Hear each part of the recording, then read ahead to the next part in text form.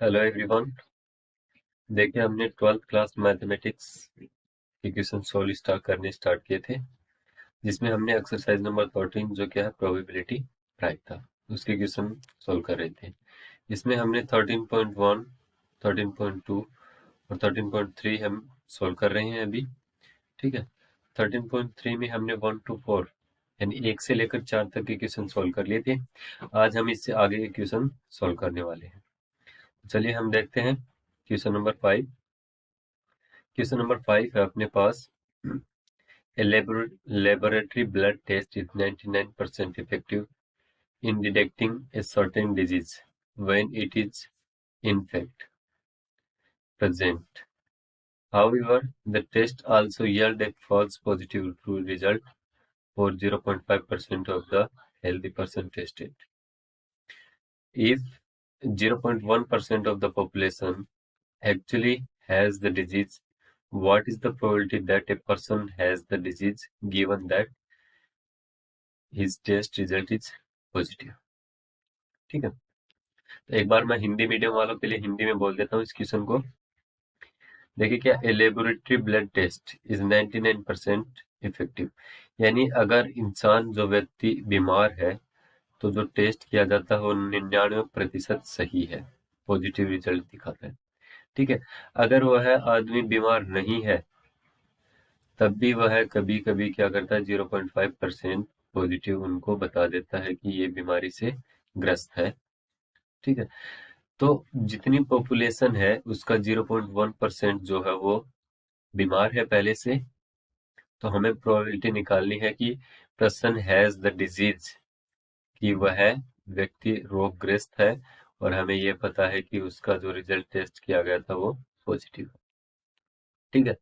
तो इसमें हमने मान लिया कि जो लास्ट वाली लाइन है उसमें क्या है, given that his test result is positive. तो हमने इवेंट ए जो है वो ले ली कि उसके ब्लड की जांच की गई है, ब्लड टेस्टेड पॉजिटिव। ठीक है। इवेंट ए हमने सपोज कर ली।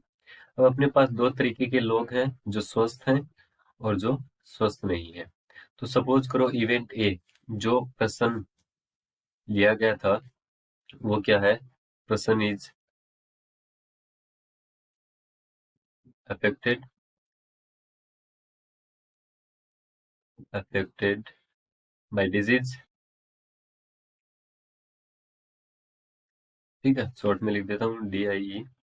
चलो पूरा लिख देता हूँ, DIS। 1 मिनट।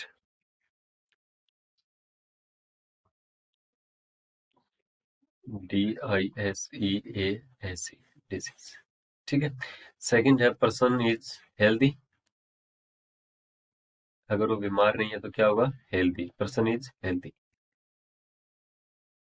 ठीक है। तो अपने पास जो प्रोबेबिलिटी फाइंड आउट करनी है उसके लिए हम यहाँ पे देखेंगे कि गिवन क्या है, result, his test result is positive. Given जो होता है वो हम नीचे लिखते हैं, तो ये होगा नीचे ए, और ऊपर the person has the disease, person has the disease. तो इसके लिए क्या होगी, E1। तो हमें फाइंड आउट जो करना है वो करना है P E1/A। तो जो जो भी बंदा आज ये पहली बार ये वीडियो देख रहा है, जो भी स्टूडेंट, ठीक है, तो एक बार प्लीज पीछे वाले वीडियो में देख लें कि हम यहाँ पे क्या यूज करेंगे। तो हम यहाँ पे यूज करेंगे वेज थ्योरम। ठीक है। और उसके लिए फॉर्मूला होता है P E1/P,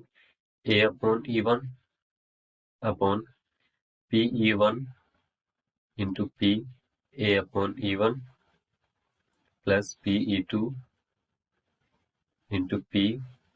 A/E2। ठीक है। तो अब इसमें हमें अलग अलग वैल्यूज फाइंड आउट करनी होंगी। तो पहले देखिए क्या है P E1। ठीक है। किसके लिए, जो इवेंट E1 हमने लिया है उसके लिए हमें प्रोबेबिलिटी लिखनी है। तो E1 क्या है, person is affected by disease. ठीक है। तो कितनी पॉपुलेशन है, 0.1% जो पॉपुलेशन है वो क्या है, एक्चुअली हैज द डिजीज। ठीक है। वो पहले से बीमार है, तो इसको मिटा के इसको इरेज करके मैं यहाँ पे लिख देता हूँ P E1। ठीक है, P E1। तो 0.1% जो है वो है, तो परसेंट को हम कैंसिल करेंगे तो 0.001 हो जाएगा। कितना हो जाएगा? 0.001। फिर है PE2, पर्सन क्या है? हेल्दी है। अब 0.1% बीमार है, तो हेल्दी क्या होंगे?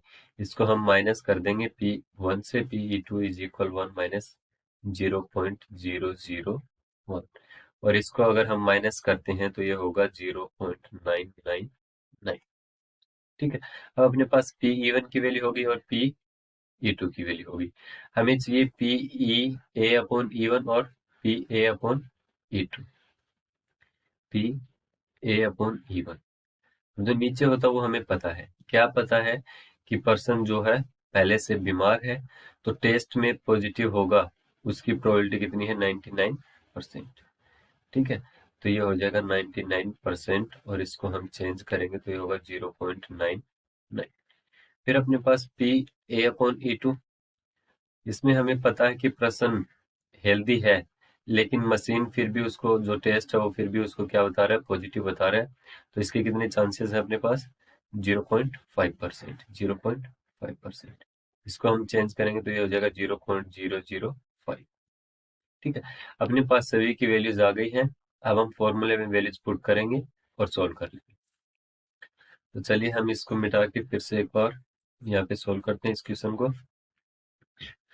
देखिए अपने पास क्या फाइंड आउट करना है? PE1/A फाइंड आउट करना है।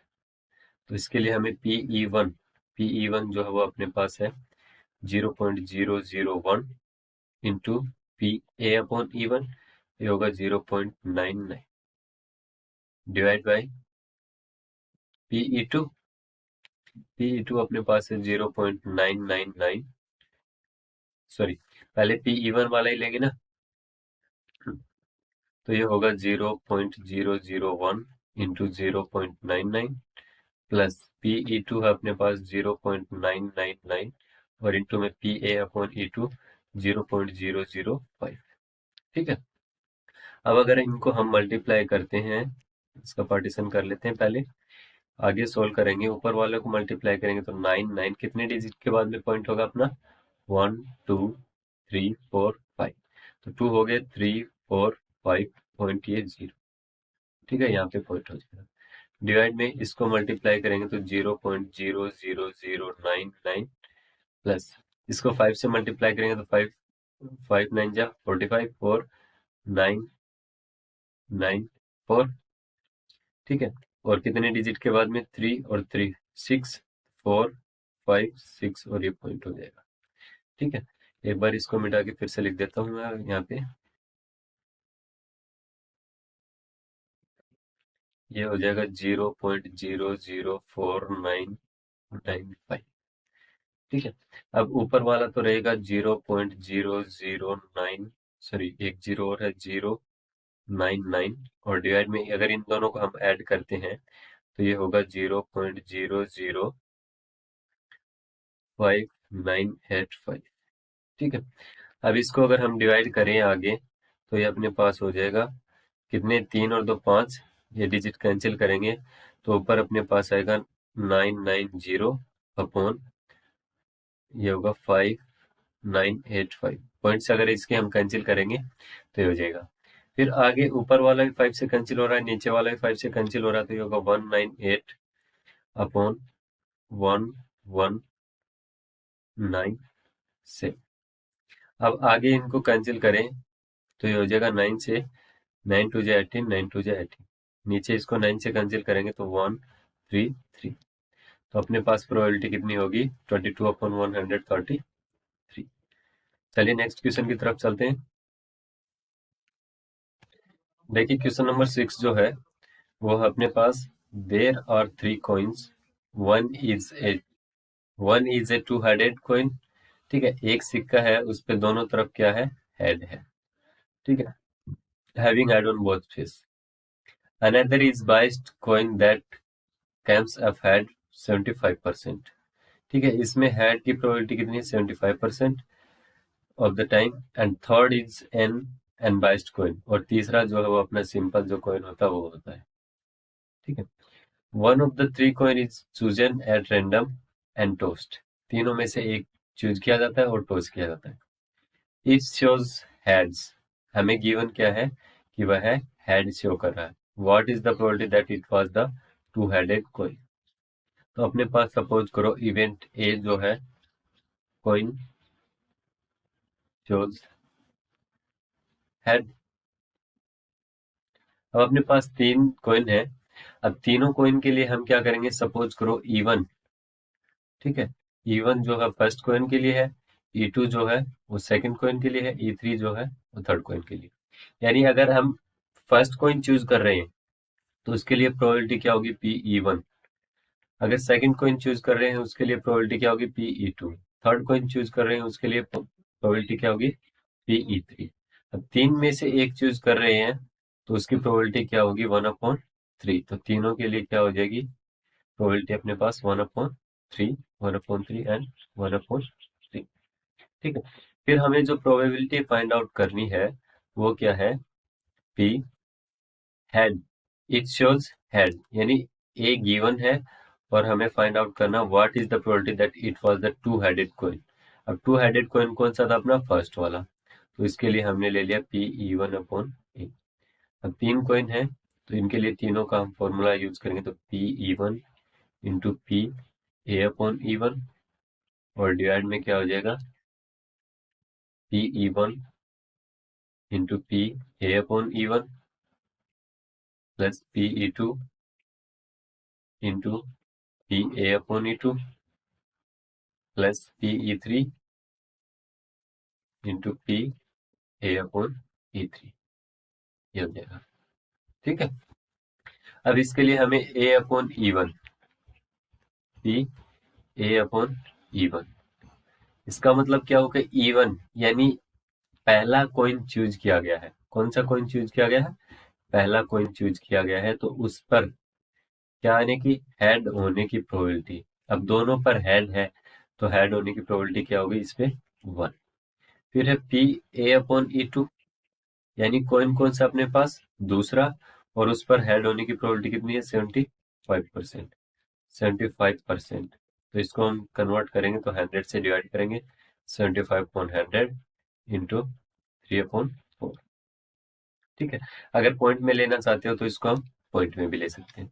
फिर अपना आता है PA/E3, इसका मतलब थर्ड कॉइन चूज किया गया है और उस पर हेड होने की प्रोबेबिलिटी कितनी है। अब तीसरा जो अपना सिंपल कॉइन होता है उस पे होगी 1/2। सभी वैल्यूज आ गई अपने पास, हम वैल्यूज फॉर्मूले में पुट करेंगे और सॉल्व कर लेंगे। चलिए हम वैल्यूज पुट करते हैं।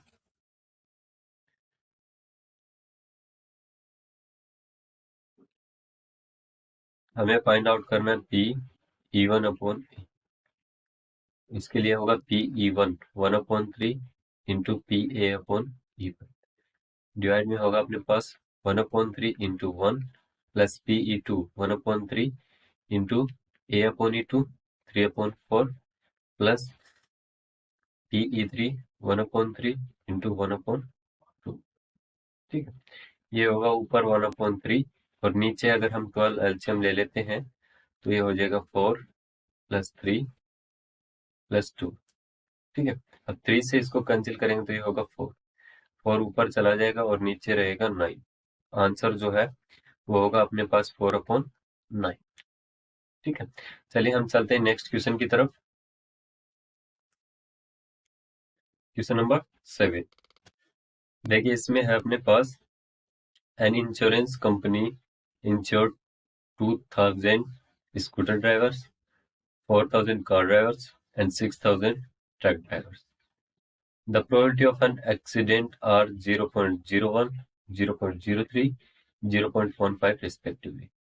One of the insured person meets with an accident. What is the probability that he is a scooter driver? अब अपने पास गिवन क्या है कि जो पर्सन चूज किया गया वो एक्सीडेंट्स हो जाता है। ठीक है। तो सपोज करो event A, person meets with accident, with an accident. ठीक है। वो जो पर्सन हमने चूज किया था वो, उसका एक्सीडेंट हो जाता है। ठीक है। अब अपने पास सपोज करो 3 इवेंट्स हैं, P E1 person is scooter driver,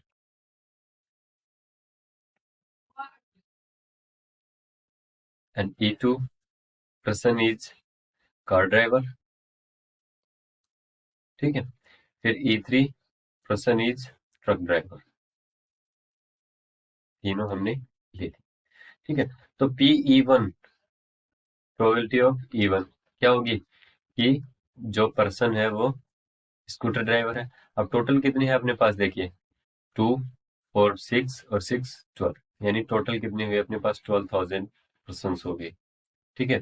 तो स्कूटर ड्राइवर कितने अपने पास, टोटल तो हो गए 12,000 और स्कूटर ड्राइवर है अपने पास 2,000, इसके लिए हो गया 1/6। फिर होगा पी ई टू की वैल्यू होगी 4,000 अपॉन 12,000 इज इक्वल 1/3। फिर होगा P E3, तो हो जाएगा 6,000 divide by 12,000 which is equal 1/, ठीक है। तीनों के लिए हो गया। अब ये क्या करा कि एक्सीडेंट से मीट करते हैं, यानी प्रोबेबिलिटी एक्सीडेंट होने की प्रोबेबिलिटी इन तीनों की अलग अलग दे रखी है, तो इसको मैं यहाँ पे नोट कर देता हूँ।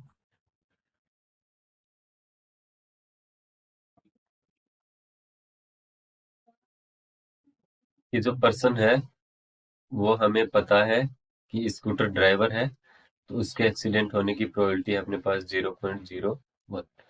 पर्सन जो है वो कार ड्राइवर है, ये हमें पता है, और उसके एक्सीडेंट होने की प्रोबेबिलिटी 0.03। फिर हमें पता है कि पर्सन जो है वो ट्रक ड्राइवर है, और उसके एक्सीडेंट होने की प्रोबेबिलिटी है 0.15।